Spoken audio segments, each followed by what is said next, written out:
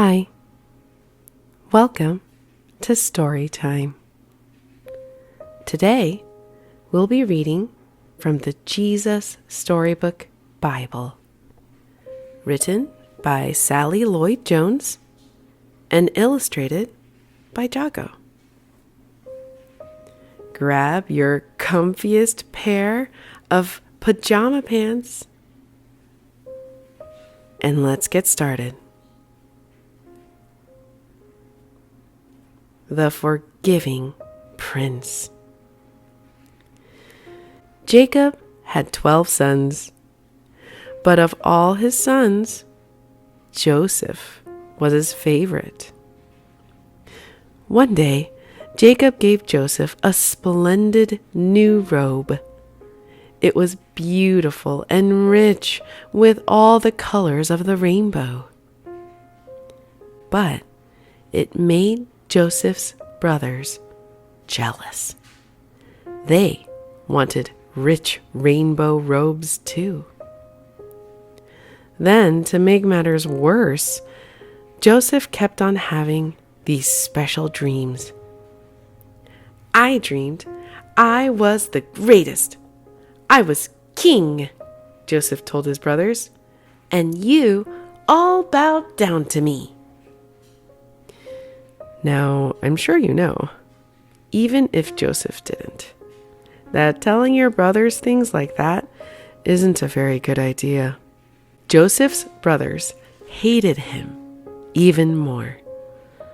They wanted to kill Joseph and his dreams. And one day, that's exactly what they tried to do. They tore Joseph's rainbow robe off him and sold him to slave traders for 20 pieces of silver. The traders took Joseph to Egypt and made him into a slave. The brothers went home and lied to their father, telling him that Joseph was dead. That's the end of that dreamer, they thought. But they were wrong. God had a magnificent dream for Joseph's life. And even when it looked like everything had gone wrong, God would use it all to help make the dream come true. God would use everything that was happening to Joseph to do something good. Meanwhile, though, things were not looking good for Joseph in Egypt. He was far from home and from his dad. And then he got blamed for something he didn't do. And even though he had done nothing wrong, he was punished and thrown in jail. But God had not left Joseph.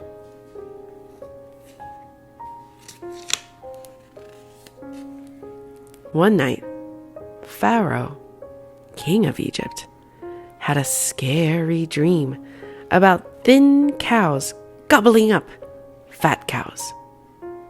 What on earth did it mean? He didn't know. But Joseph was a dream expert, so Pharaoh sent for him. It means a famine is coming, Joseph explained. There won't be enough food.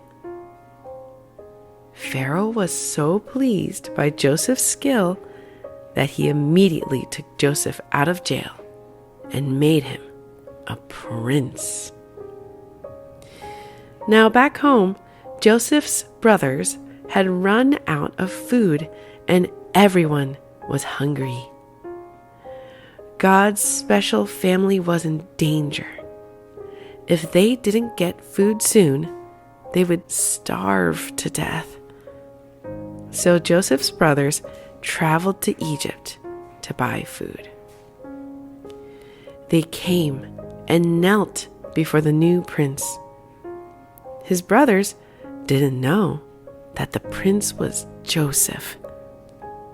But Joseph knew who they were. Joseph's dream, the one about his brothers bowing down to him, was coming true. "It's me!" Joseph cried. When they saw it was Joseph, his brothers were afraid. They had wronged Joseph. They had sinned and they knew it. Now, Joseph would certainly punish them. But Joseph looked at his brothers, and his eyes filled with tears.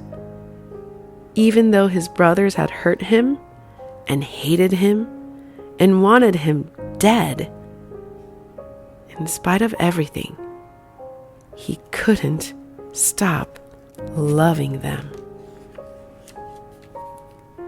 His heart, which they had broken, filled up with love, and Joseph forgave them. Joseph threw his arms around them. "Don't be afraid," he said. "Behind what you were doing, underneath everything that was happening, God was doing something good. God was making everything right again." Joseph didn't punish them. He rescued them. He brought God's special family to live safely with him in Egypt. One day, God would send another prince, a young prince whose heart would break. Like Joseph, he would leave his home and his father. His brothers would hate him and want him dead. He would be sold for pieces of silver. He would be punished even though he had done nothing wrong.